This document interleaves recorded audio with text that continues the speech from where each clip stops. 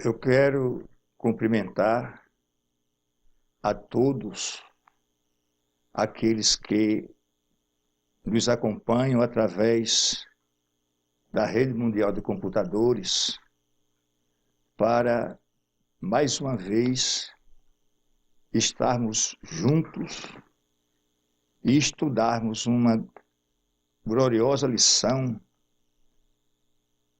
esta abençoadora, que nos fala do socorro de Deus para livrar o seu povo.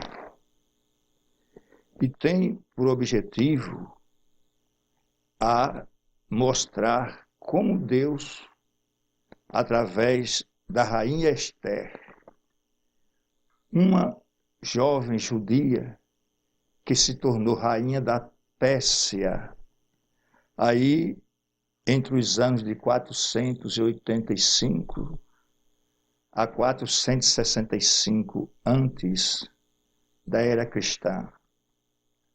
Reinava sobre aquele poderoso reino um rei persa, conhecido na história como Xerxes I, mas que a Bíblia o chama de Rei Assuero.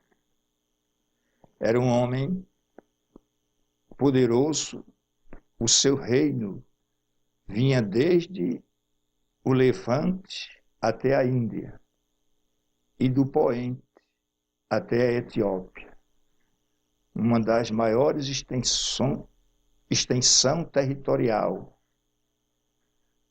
de um reino na antiguidade. E nós encontramos nesta lição como Deus operou para livrar o seu povo.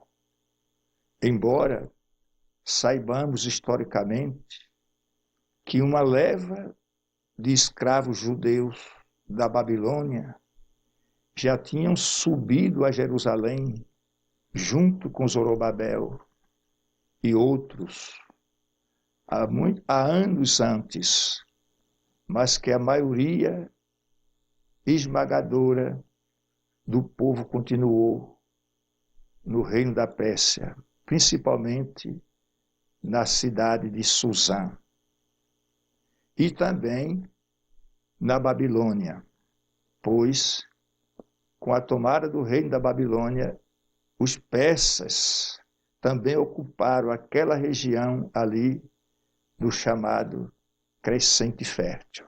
Afinal, os espólios da Babilônia ficaram com os persas. E nesse período tinha alguns personagens importantíssimos naquele reino. O próprio rei Assuério, a rainha Vasti, o Naamã, tinha também o Mordecai ou Mardoqueu e a rainha Vasti. Esse livro nós encontramos 5 personagens importantíssimos. E ele, em certo sentido, se divide em 3 festas. A festa do rei Assuero, que vai de Esther, capítulo 1 ao capítulo 4, a própria festa de Esther, do capítulo 5 ao capítulo 8, e aquele desfecho final, que é a festa do Purim, capítulo 9 e capítulo 10, que inclusive a narrativa desse livro, dessa história, é riquíssima para entendermos o trabalhar de Deus na vida dos homens e como o Senhor opera para livrar o seu povo. Nós vamos ver nas Escrituras, principalmente no livro de Esther, que a providência de Deus agindo na história com a finalidade de livrar o seu povo. E isto porque nós sabemos que onde existe poder, domínio, dinheiro, posições, existem ambições, traição, disputa, e naqueles dias as coisas não eram diferentes. O Amã, que era uma espécie de primeiro-ministro do reino, era uma agagita e era descendente de Amaleque. Aquele Amaleque que nos dias do rei Saul,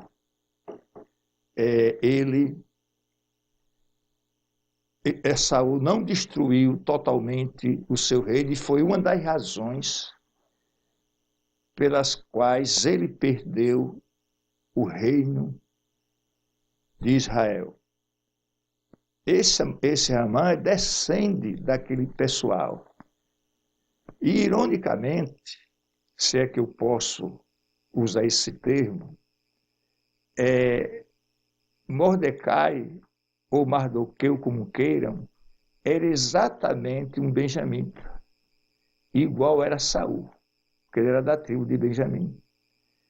E agora quis a história que os dois descendentes, um de Amaleque e outro de Benjamim, um amalequista e um judeu, em terras estranhas, um como cativo no sete sentidos, e o outro como primeiro-ministro daquele reino, se encontrasse. Mas Mardoqueu não se encurvava diante de Amã, não se inclinava ao chão, e ele achava que por onde passasse, todos deveriam se inclinar a ele. É digno de nota que o Mardoqueu, ou Mordecai, a história mais chama de Mordecai. Na Bíblia, na maioria das Bíblias, encontramos sempre o seu nome como Mardoqueu. Mas o certo é que este Mardoqueu era um homem temente a Deus, um homem que dedicava a sua vida a Deus. Esté era filha de criação de Mardoqueu, porque os pais de Esté morreram. Em certo sentido, ele era tio dela, mas ele era pai também, porque ele criou-a desde criança, quando os pais de Esté morreram.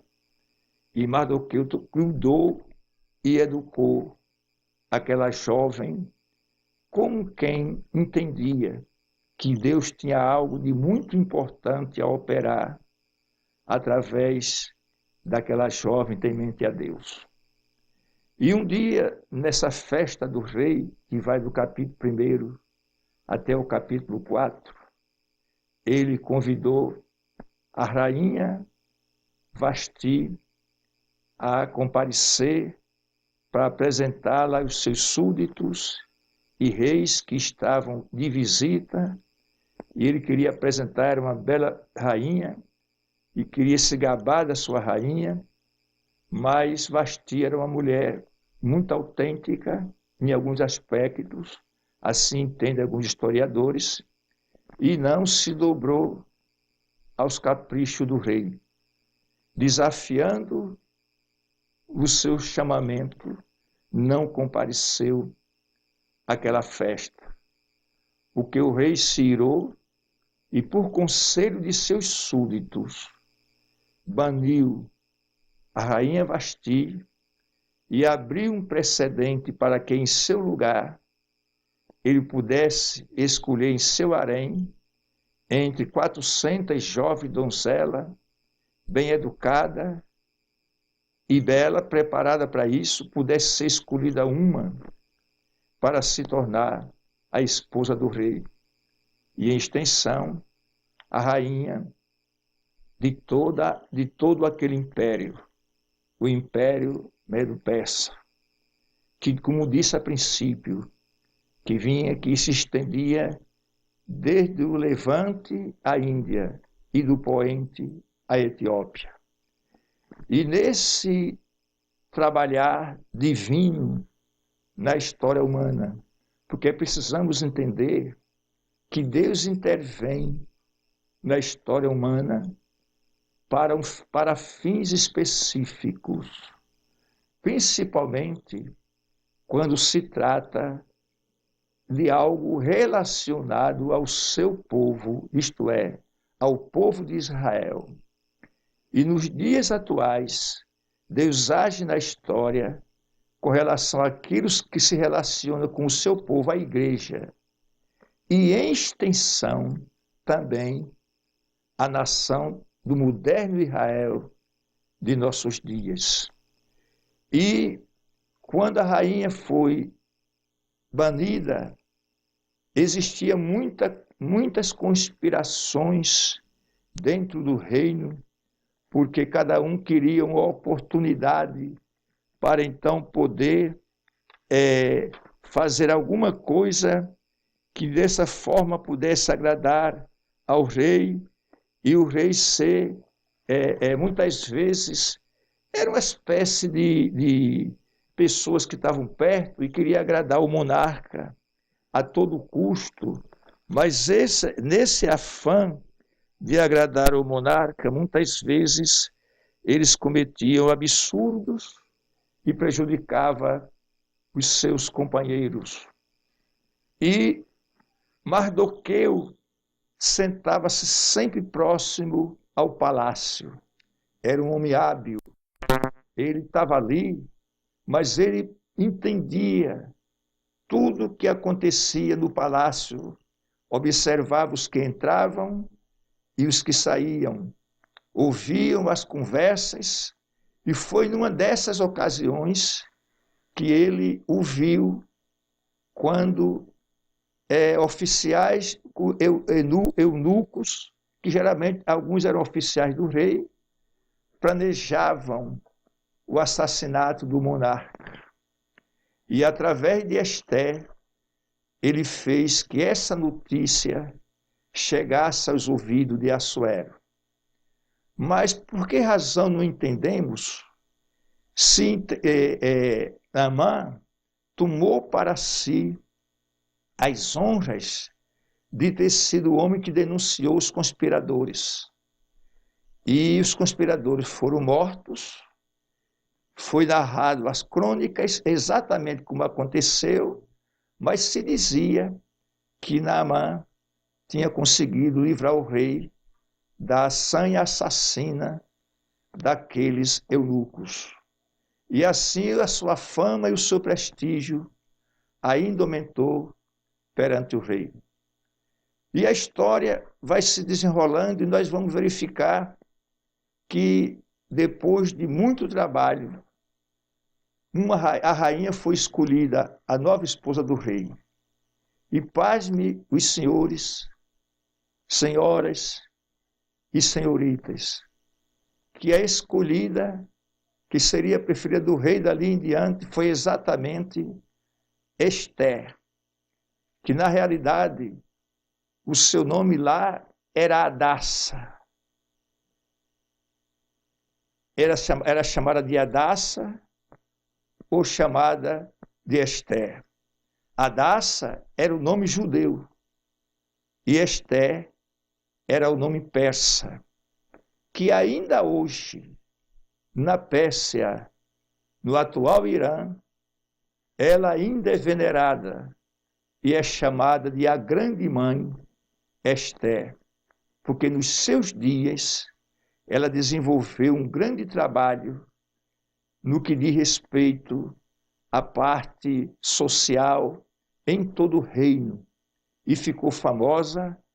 Existem 2 judeus que ainda hoje são respeitados na antiga Pérsia, hoje Irã, que é o profeta Daniel, que o seu túmulo ainda está naquelas terras, e a rainha Ester, chamada de a Grande Mãe por alguns historiadores, e o povo daquela terra ainda hoje admiram as atitudes, a firmeza e a segurança daquela mulher. E ela, ao assumir o reino, tinha algo que ela não entendia, porque quando Deus trabalha na história e na vida de um homem ou de uma mulher, Deus o faz com a finalidade específica. Nada acontece por acaso. Tudo tem o dedo de Deus que manobra de acordo à sua vontade. E não foi diferente com aquela nobre rainha Esther naqueles tempos difíceis. Louvado seja Deus. E o Amã, que pretendia, porque ele era homem ambicioso, alguns acham que o seu objetivo maior talvez fosse o próprio lugar, sentar-se na cadeira do rei. Qualquer coisa ele faria, claro que ele não ia levantar o calcanhar para não ser destruído, mas ele era sagaz, astuto, e qualquer coisa ele faria para tirar da sua frente quem tentasse impedir seus objetivos, ou aqueles que ele achava que impedia. Com todo o prestígio, ele chegava em casa e a sua esposa muitas vezes perguntava a razão de tudo aquilo. E ele às vezes dizia que não se conformava com com aquele judeu, Mordecai. Não me conformo com aquele homem, a forma como ele me olha, como ele se porta diante de mim. Todos se inclinam e ele fica em pé. Ele não me leva em conta, com quem entendia que algo de muito ruim com relação a ele ainda podia acontecer através daquele judeu prudente, sábio e firme em suas atitudes, que era o Mordecai, conhecido na Bíblia, a maioria das Bíblias, como Mardoqueu.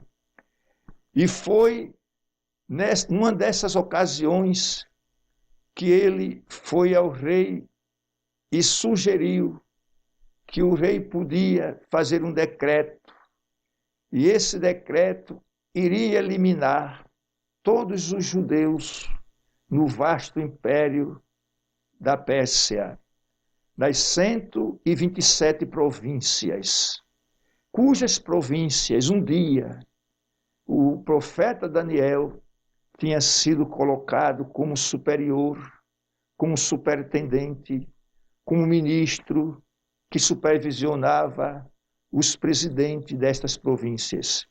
E com certeza ele conhecia a história dos judeus na Babilônia e também na Pérsia, depois que o grande rei Ciro, o Ciro o Grande, destruiu a Babilônia e anexou o império, a Média, anexada a Pérsia e agora a Babilônia, e reinava soberano sobre toda aquela extensão.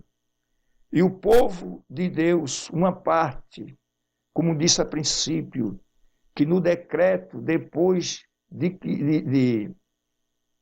539, quando veio o decreto de Ciro, para quem quisesse subir a Jerusalém, subir e reedificar o templo. Então, um grupo de pessoas corajosas deixaram tudo para trás e, liderado por Zorobabel, subiram. Mas isso já passavam-se muitos anos. Esses acontecimentos tinham se passado. Nesse mesmo período que é relatado isto, acredita-se que Esdras tinha já...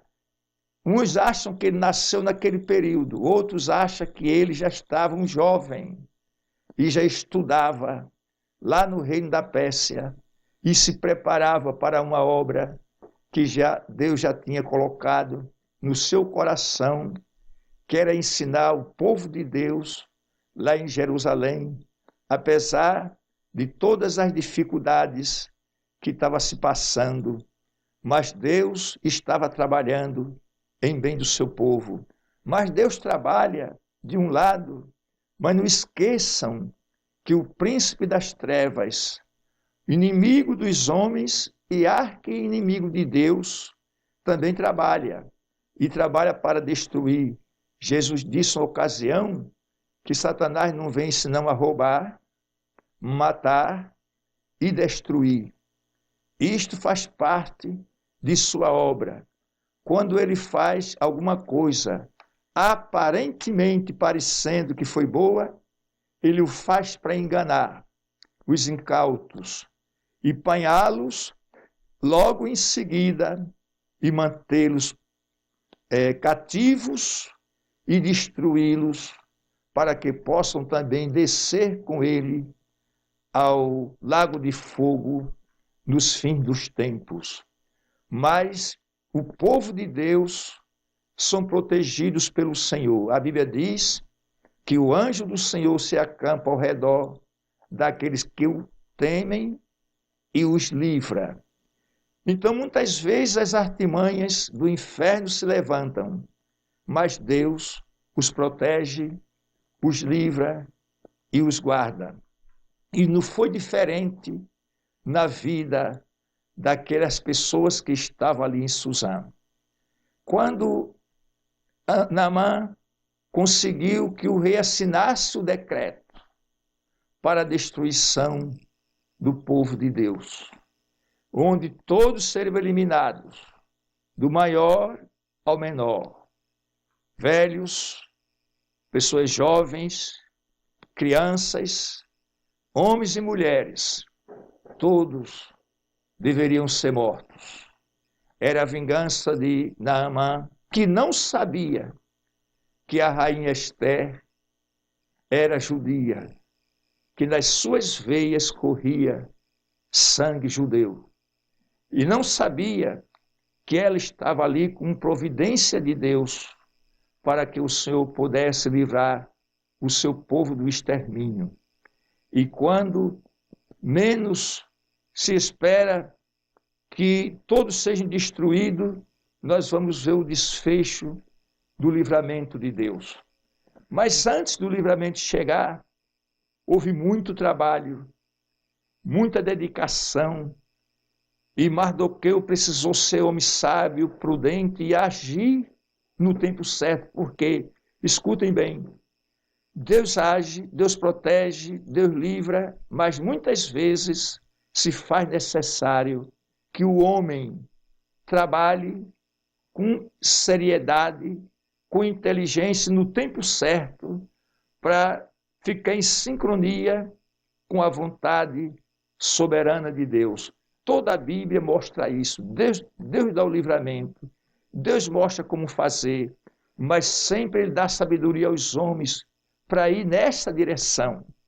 Nós vamos observar no passado, para contar um precedente histórico, que quando Adonias tentou usurpar o trono de Israel, que seria de Salomão, desrespeitando o seu pai, com apoio do sacerdote e do comandante do exército, Davi, mesmo doente, se levantou, reagiu, mandou levar Salomão, ungir Salomão, tocar as trombetas, e os inimigos, os usurpadores, foram derrotados e mais tarde mortos, um por um, conforme a sentença do rei Salomão. Nenhum daqueles homens escaparam por muito tempo, porque a mão de Deus pesou sobre ele.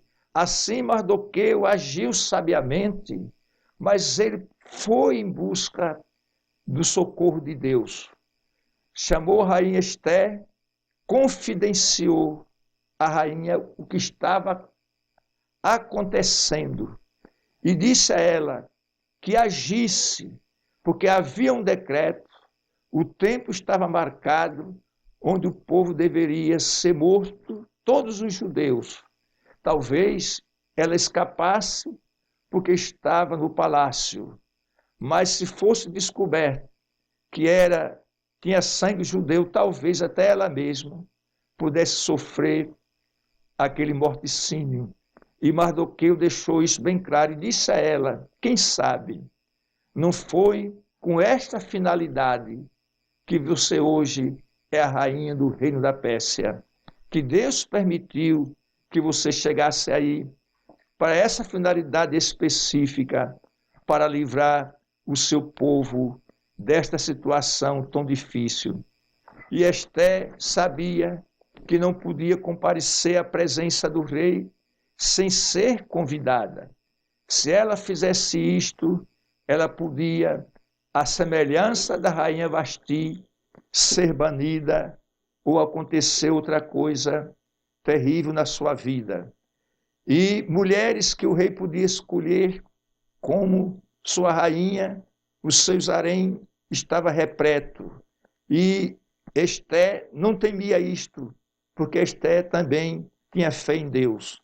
E quando Mardoqueu alertou-a de que, com certeza, Deus a colocara ali para livrar o seu povo para aquela ocasião específica, ela entendeu isto e pediu que ele dissesse ao povo que orassem e jejuassem em seu favor. E ela ia se preparar, ia jejuar e ia à presença do rei, mesmo sem ser convidada. Mas Esté foi muito sábia. Ela, quando foi à presença do rei, ela não foi direto. Ela sabia que lá na sala onde o rei estava, olhando para o jardim, ele muitas vezes deixava as portas abertas e quem passasse ali, vindo do palácio, dos aposentos, podia ser vista pelo rei. E ela usou exatamente essa estratégia. Ela se vestiu com as melhores vestes, pôs aos pés os melhores calçados, certamente preparou as pessoas que cuidam da beleza das mulheres, prepararam seus cabelos, colocaram seus atavios, seus perfumes, e a rainha Esté tranquilamente começou a passear, e o rei, quando viu a rainha, ficou encantado com a sua beleza e estendeu o cetro e disse: o que queres, rainha Esté? Eu darei até, pedes alguma coisa, eu posso dar até a metade do meu reino. E assim a rainha expôs tudo o que tinha acontecido, o que estava se passando, o decreto que tinha sido sugerido através de Naamã para que o povo de Deus pudesse ser morto, exterminado definitivamente. E aí a história começa a mudar. As coisas começaram a ficar ruins para Naamã. E vinha a festa, agora ia entrar a festa da rainha Esté, que no livro de Esté você vai encontrar entre o capítulo 5 e o capítulo 8, que é a segunda parte do livro. Nesse mesmo interim, o rei, numa das noites, não consegue dormir. E pediu que trouxesse as crônicas dos últimos atos do seu reino. E trouxeram as crônicas, e nas crônicas se dizia que um homem chamado Mardoqueu tinha livrado o rei de ser assassinado. E quando o rei soube, que se pensava que era Mardoqueu, que era Naamã, e não Mardoqueu, que foi Mardoqueu que desmantelou, podemos dizer assim, aquela trama diabólica. E ele, na festa da rainha Vasti, que convidou para que todos fossem lá presente, e na noite anterior, no outro dia, começava a festa da rainha Esté. Quando Naamã vai para casa, começa a dizer em casa que não tolerava aquele judeu, que ele ficava, não se inclinava a ele, como que ele temia alguma coisa daquele homem. A sua mulher até disse: olhe, eu acho que você já começa a cair diante desse judeu. Com que Deus, você tenha cuidado, é o melhor que você faz é enforcar esse homem. E por conselho da sua esposa, ele construiu uma forca com 50 côvados. De acordo com o tempo, o reino, etc., isso era aproximadamente, mais ou menos, 25 metros de altura. para que o enforcado ficasse muito alto, para que todo mundo visse. E o rei pergunta, quando foi para a festa no outro dia, a rainha Esté, que chamava a atenção de todos, agora, aliás, era a festa dela, prendia a atenção de todos os presentes, porque ninguém podia ficar sem admirar a beleza, a fidalguia, o porte daquela jovem rainha. E até outros reis convidados admiravam e via em Assuero um homem de muita sorte, por ter uma rainha tão nobre ao seu lado. E assim o rei pergunta a Naamã: ô Naamã, o que é que você acha que deve se fazer com um homem cuja honra o rei se agrada? E Naamã diz: pronto, esse homem sou eu. Quem pode nesse reino o rei se agradar tanto do que eu? Meu Deus, rei, que vá no carro do rei, com a coroa do rei, e alguém na frente a dizer e a pregoar: este é aquele homem cuja honra o rei se agrada. Aí o rei Assuero vira-se para Naamã e diz: pois, Naamã, faz isso com o judeu Mordecai, ou Mardoqueu, como queira, faça isso com ele. O homem desmoronou, porque sabia que tinha caído em desgraça. Ali, na realidade, aqueles que se levantam contra o povo de Deus ao longo da história, e olhe, senhores e senhoras, a história é pródiga em mostrar como os inimigos de Deus, mais cedo ou mais tarde, vão se ater com Deus. Não é com o seu povo, mas Deus trabalha. E Deus não é aquela como os homens que é imediatista, que querem que as coisas aconteçam rápido. Deus deixa para agir no tempo certo, na hora certa, no momento oportuno, quando muitas vezes esses indivíduos perversos nem se lembram mais das maldades que fizeram contra o povo de Deus. Pudesse fazer um relato histórico da quantidade de homens passando desde Nabucodonosor, passando pelos Césares romanos, aqueles que lutaram contra o povo de Deus. Quando Domiciano quis matar João o evangelista, a última testemunha ocular dos apóstolos, a última testemunha ocular de Jesus, foi João. E ele lançou João para matar, mandou jogar João com as mãos amarradas no tronco, com correntes, numa taça de bronze, cheia de azeite até o pescoço, e colocar madeira embaixo da taça e até a fogo, para o azeite ferver e cozinhar João vivo. Porém, toda aquela plateia, examinando, vendo, nada podia fazer, e João ali, e o azeite borbulhava, o calor era tanto que pessoas a uma certa circunferência não resistiam.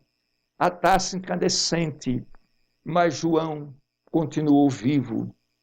E ele, depois que não pôde matar João, as amarras, o calor era tanto que as amarras caíram. João ficou livre e podia levantar as mãos. Então o rei, depois queria lançar ele às feras, mas o senador Nerva disse: imperador, o imperador já sentenciou o homem, isso não pode dar duas sentenças. Era uma lei romana. E ele teve que deixar João livre, mas para não deixá-lo com liberdade, mandou para a ilha de Pátimos, que Deus deu aquela revelação, que é o Apocalipse. Isso para mostrar como Deus cuida dos seus. Se tivermos fé em Deus, fé inabalável, não tenhamos dúvida de que Deus fará o necessário e chegará com socorro ao seu tempo. Mas a semelhança do que disse aqueles jovens Sadraque, Mesaque e Abednego, nomes babilônios que deram a Azarias, Misael e Ananias, quando não se encurvaram na planície de Dura, aquela estátua que o rei mandara construir com mais ou menos 30 metros de altura, e que tocaram as trombetas. Quem não se encurvasse seria lançado na fornalha de fogo ardente. E os três ficaram em pé. E quando perguntaram se era por acaso, se era um desafio, eles disseram não. É porque eles não se dobrariam diante dos deuses, que não são deuses, não são Deus. E o rei mandou aquecer, e disse ao rei: Deus nos livrará, rei. Mas saiba o rei que se ele não nos livrar, ainda assim não vamos adorar a tua imagem. Porque Deus dá livramento, livrando do perigo, e dá livramento, fazendo a pessoa passar pelo perigo. O capítulo 11 da carta aos Hebreus é pródigo em mostrar os heróis da fé. Uns são heróis porque morreram, e outros são heróis porque triunfaram sobre as dificuldades. Aquele capítulo é rico em mostrar o livramento de Deus. Mesmo que a pessoa morra, mas ainda assim ele é um herói de Deus. E o livramento de Deus foi o livramento deste mundo, porque Deus faz a sua vontade, Deus é soberano e age como Ele quer. Afinal de contas, aqueles que são fiéis a Deus e que muitas vezes deram suas vidas em testemunho pelo nome do Senhor, terá o seu galardão na eternidade. Louvado seja Deus. Assim, nós vamos observar que aquele homem teve que o Naamã sair pelas ruas de Suzã, a pé, Mardoqueu no carro, com a coroa na cabeça, vestido em roupas reais, e ele gritando: assim se faz com o homem de cuja honra o rei se agrada. Foi a maior humilhação para um homem orgulhoso, prepotente, e se não bastasse, depois, sabendo de tudo, ele foi enforcado naquela forca que construíra anteriormente, uns 2 dias antes, achando ele que aquela forca era para Mordecai. Não sabia que estava erigindo a sua própria forca. E veio um novo decreto do rei pedindo que se revogasse o decreto. E os homens saíram a toda pressa, porque estava próximo o dia de se cumprir a sentença, e as pessoas estavam preparadas para executar os judeus, e houve províncias que os homens correios chegaram já no momento final para se cumprir o decreto do rei. Quando eles chegam, e certamente, embora a Bíblia não nos relate, mas histórias paralelas nos contam a alegria. Foi tão grande, e textos bíblicos asseguram que houve pessoas que não eram judeus e se tornaram judeus naquela ocasião. Muitos daquele reino se tornaram judeus porque reconheceram que somente o Deus dos judeus, dos hebreus, era capaz de operar tão grande livramento na vida do seu povo. Embora haja aí ainda um período um tanto que a gente observa, porque depois aquelas pessoas vitoriosas também exigiram que os inimigos fossem mortos. E houve uma certa matança dos perseguidores, daqueles que queriam a destruição do povo de Deus, porque eles não entendem o trabalhar de Deus na vida do seu povo. Quando a Bíblia nos mostra que quando a crise chega para o povo de Deus, quando alguns tramam o que querem fazer contra o povo de Deus, mas sabemos que Deus vela pelo seu povo e a Bíblia diz que não dorme nem tosqueneja o guarda de Israel. Então, Amã, que é chamado Agagita, a tradição judaica identifica-o como um descendente do rei Amaleque, dos amalequitas, dos tempos de Saul. Vinha de um povo perverso que no deserto, quando Israel saiu do Egito, uma multidão muito grande, a lei ainda não tinha sido dada, então eles saíram para covardemente, era uma coluna de pessoas de muitos quilômetros, e ele desceu na retaguarda, e onde estavam os cansados, os idosos, os mancos, e eles feriram na retaguarda os cansados das fileiras de Israel. Foi derrotado pelo grande general Josué, mas ficou acertado que no futuro Deus tomaria conta, ajustava as contas com os amalequitas, um povo rebelde, ímpio, que não temia ao Senhor e nem de forma alguma reverenciava o seu santo nome. Irmãos, é importante observarmos e termos como exemplo como é difícil e perigoso para o homem se levantar ou procurar se levantar contra a vontade de Deus. Não esqueçam, se Deus está no negócio, não ponha suas mãos. E muitas vezes, se você não entende, fique calado. Não se comprometa com o que não sabe, para depois não vir sofrer consequências terríveis e ter sobre si, em vez de bênção, maldição. Porque quanto ao povo de Deus, com relação aos homens de Deus, há uma expressão no Salmo, me parece que é o 105, que diz que por amor deles, do seu povo, Deus repreendeu reis dizendo: não toques nos meus ungidos, nem maltrateis meus profetas. Ou seja, Deus tem cuidado com o seu povo. Deus trabalha para livrar o seu povo.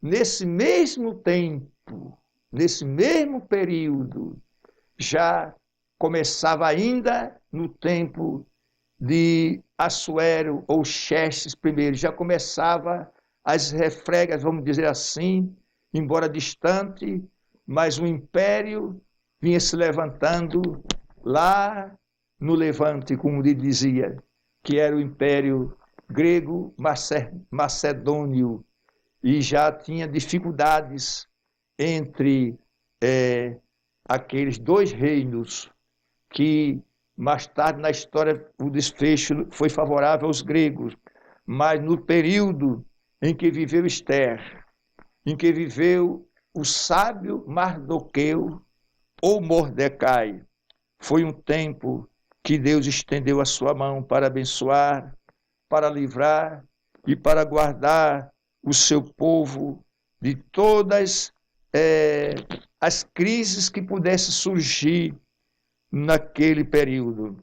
Aqui um item da nossa lição diz que Mardoqueu informou Esther, contando sobre o decreto, a estratégia sábia de Esther, como ela agiu para livrar o seu povo e o enforcamento daquele homem cruel, má, que foi levado à forca que ele mandou construir para o homem de Deus, mas ele mesmo foi enforcado nela, porque assim você cava uma cova para o povo de Deus e depois você mesmo cai naquela cova.